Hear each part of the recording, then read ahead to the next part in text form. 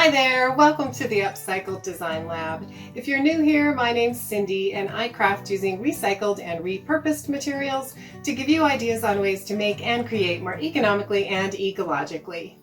And today I have a quick video to show you how we remade an old cabinet to organize our cat's litter box.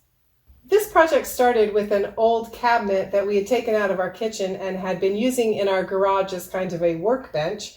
So you can see that it's very cobwebby and the top of it is quite beat up. It's actually in a couple of pieces. So we decided to remove the top and refinish the cabinet for our cat's litter box.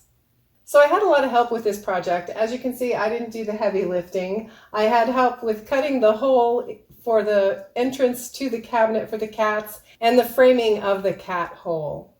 Also, I didn't do any of the sanding, but we did just do a light sanding because I planned to repaint the cabinet the same color that it already was, and I just needed the finish to be roughed up a little bit. To finish the top, we used a piece of OSB cut to the size that we needed.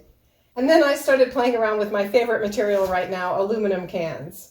It took quite a few cans and I had to break them down and flatten them, and if you're interested in more information on that, you can check how I go through the process of cutting down my cans and flattening them in the video links in the description box. Once I had all the cans cut, I needed to cut them into squares to fit the top of my cabinet, and so I settled in on 3-inch squares.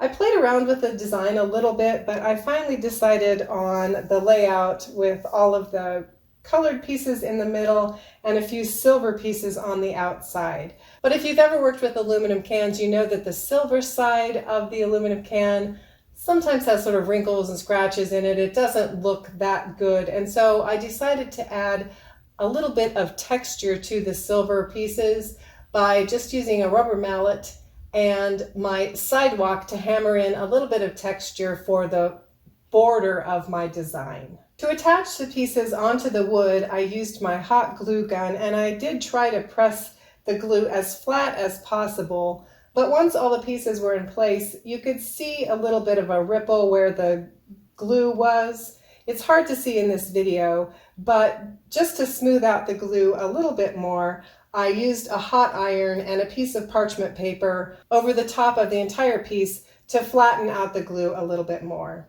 We also added some wood trim to the edge of the top to finish it, and I just added some primer paint and again a coat of my red paint. This next step took an exorbitant amount of time, but I liked the result. So to finish the edges of the aluminum cans so that the edges wouldn't be exposed, I drilled some holes and hammered in some silver thumbtacks. And since I didn't want the thumbtacks to come out, I also added some E6000 glue to all of the tacks before I hammered them in place.